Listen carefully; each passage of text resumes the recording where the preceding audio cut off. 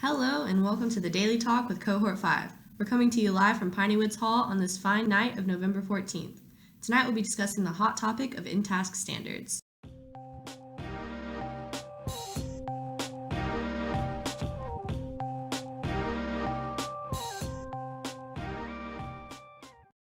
So, Kalia, what brings us to the topic of InTasc standards? Well, Jillian, I sat in on a lecture by the famous Dr. Nixon at the prestigious Sam Houston State University, and she discussed with her students the importance of InTasc standards. What exactly is the importance? Well, if this answers your question, nearly 50% of teachers quit within their first 5 years, according to ed.gov. So what you're saying is, InTasc standards are used as a support tool for new incoming teachers? Precisely. So Kara, going along with that, why do you think it is so important to have diverse project outlets cater to individual students' needs, such as allowing students to do a lab report versus a written essay?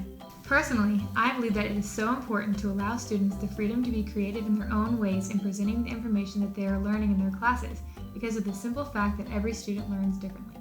Each student is an individual and should be treated as such. Judy Willis expands on this idea on ASCD.org in her article, Brain-Friendly Strategies for the Inclusion Classroom. Willis says that neither learning nor teaching is a single process.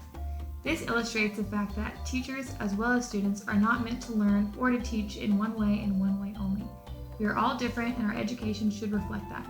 Teachers should not be able to assign projects that are catered to the majority of the class, because then there would be the select number of students who have to struggle to be in line with the rest, and that is not fair. Wow, I never thought of it that way. So, Erin, why do you think it's important for teachers to collaborate with each other to analyze data? Well, according to districtadministration.com, it is important for teachers to collaborate because when novice teachers and veteran teachers collaborate, school districts notice an increase in teacher retention rate and they notice an improvement in test scores all around. A good example of this is a study done by Yvonne Goddard in a school district in the Midwest. They surveyed teachers from 47 elementary schools to find out if they felt that working collaboratively with other teachers that have different levels of experience had a positive impact on the school. Then they looked at the students' reading and math scores from those schools and found a positive relationship. I also feel like teachers should collaborate with other professionals. How do you think they do that, Jillian? One way of doing this would be cooperative teaching, where special education and general education students and teachers are all working together in one classroom. This allows students with disabilities to feel more motivated and they begin to recognize their strengths both socially and academically, and the general education students gain a better understanding of difference and acceptance of others. Another example would be allowing the school librarian to come to your classroom with books that the children can read in case they don't have time to go to the library. This allows those students to have access to different reading materials besides what is already in the classroom. So Caroline, what do you think are some of the benefits of planning lessons that identify students' strengths and learning experiences in order to develop students' areas of interest? Well, each and every child is not the exact same. All kids learn differently and perceive information differently. That means that not all students can be taught the exact same way. You must add several different instructional strategies in the classroom. It is important for students to use the information that they learn in the classroom and apply it to their own life. They should be able to gain the correct knowledge and know how to apply that information in real-life situations. As a teacher, you must be able to vary your instructions and the way you teach to meet the needs of every student and not leave any behind. The knowledge that they get should be able to be used in meaningful ways in the real world. Being able to plan a good lesson is very essential to the process of teaching and learning. This might take a lot of time, but a good teacher will take that time to make it a perfect lesson for his or her students. When teachers plan lessons that identify students' strengths, it gives the kids confidence in what they are learning. Usually, if a student feels confident in what they're learning, they'll become more interested in the topic, therefore, they'll learn more and become more engaged in their learning. So Kalia, how would teachers find out what individual learners' strengths, interests, and needs are? And how do you think teachers can accelerate their students' learning? One of the best ways a teacher can discover strengths, interests, and needs from an individual learner is through the All About Me assignments that are given to the students on the first day or week of school.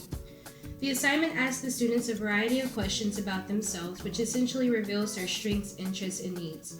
When the students complete the assignment, the information can help the teacher know how to advance and accelerate their learning by assessing the strengths, weaknesses, likes, and dislikes of all the students.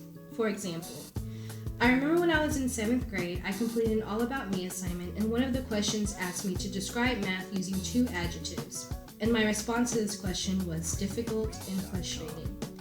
After I completed the assignment, my math teacher decided to read the entire class responses, and many students described math to be straightforward, simple, easy, and boring, which made me realize that a lot of people in my class did not struggle with math like I did.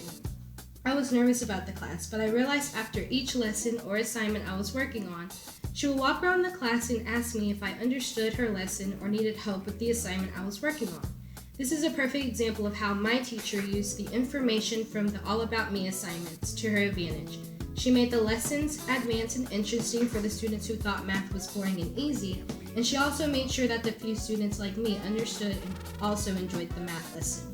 There are other ways to find out an individual learner's strengths, interests, and needs, such as observations, surveys, and questionnaires, and the relationship teachers built with their students and the students' parents. For example, when the teacher assigns a group assignment, she can observe and carry around a clipboard to write down the strengths and weaknesses the students experience during the assignment. After the students complete the assignment, the teacher can prepare a questionnaire for the students and ask questions about their learning, such as, were you interested in this assignment? Or what are things you wish the teacher should have done differently? Or what did you need most when you were completing the project? This way, the teacher can make changes for future group assignments or projects to help advance and accelerate the students' learning. There is a statement from an educator named Michael Schultz who stated, teachers who know how their kids learn can guide them and lead them to grow in their learning. The All About Me assignments, observing the students, building relationships with the student and the student's parents, and creating questionnaires, surveys for the kids can help the teacher know how their kids learn, which can help the teacher advance and accelerate the student's learning. Wow, what great and thorough examples. These things are so important because they guide teachers in the first few years. If we didn't have InTasc standards, we would see a big drop in teacher retention rate after the first 3 to 5 years. Thanks for listening, and tune in next week for our talk on the importance of community service.